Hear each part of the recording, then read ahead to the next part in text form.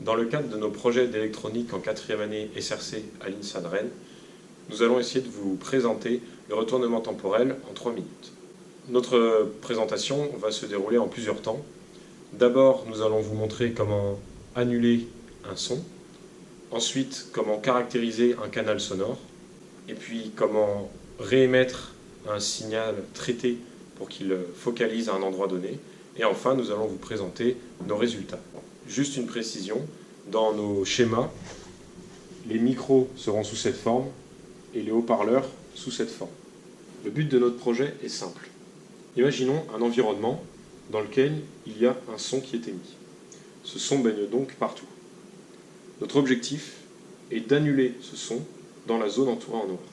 Pour cela, nous disposons de 4 haut-parleurs qui vont émettre un son traité avec le retournement temporel pour obtenir l'annulation. Dans notre cas, par manque de temps et de moyens, nous n'avons pas pu faire l'annulation.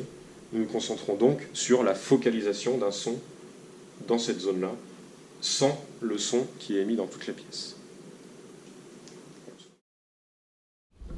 Pour l'annulation du son, on prend, pour un exemple simple, 2 haut-parleurs. Haut-parleur 1, haut-parleur 2.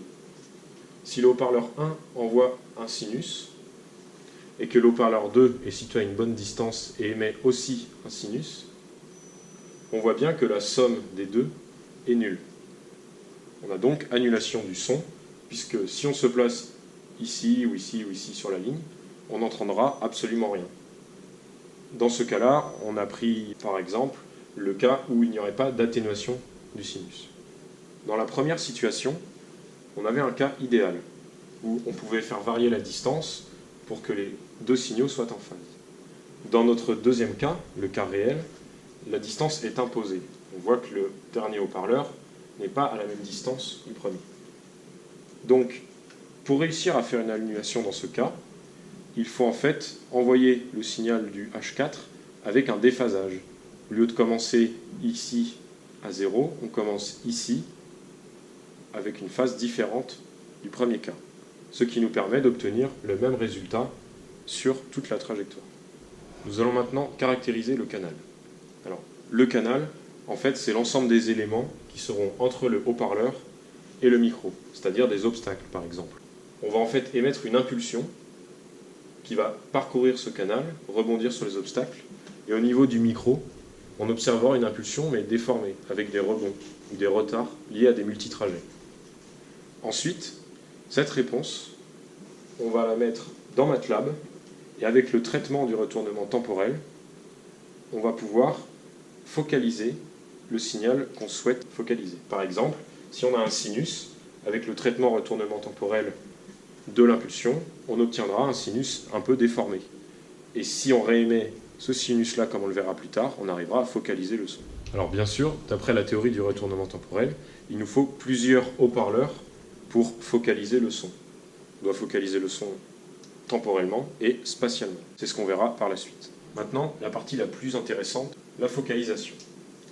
Alors, d'après toujours la théorie, il nous faudra au moins 4 haut-parleurs pour vraiment focaliser au niveau de la zone noire le son que l'on veut. Comme on l'a vu tout à l'heure, chaque haut-parleur a un environnement différent. Il a donc une réponse différente à l'impulsion et il aura donc un signal à réémettre différent. C'est la somme des 4 réémissions de signaux traités par retournement temporel qui nous donnera bien le sinus dans la zone de focalisation. On s'attend donc autour à avoir beaucoup moins de puissance. En effet, d'après le retournement temporel, on obtiendra en puissance un lobe principal au niveau de la zone, autour des lobes secondaires qui seront moins importants. Si l'utilisateur se place dans cette zone, il entendra un son fort, et dans cette zone, il entendra un son très faible, voire nul, si on arrive à diminuer le gain. Aujourd'hui, nous avons réussi à valider toutes les étapes théoriques du retournement temporel, donc sur MATLAB, et nous avons avancé pas à pas, à chaque fois en validant la pratique par la théorie. Par contre, nous n'avons pas pu utiliser 4 haut-parleurs simultanément pour faire la focalisation. Nous avons utilisé 2 haut-parleurs. Les résultats sont donc assez difficiles à maîtriser et à comprendre. Par contre, nous avons simulé avec MATLAB la réponse que donneraient ces 4 haut-parleurs, sachant qu'on a utilisé les vrais canaux. en fonction de notre démonstrateur.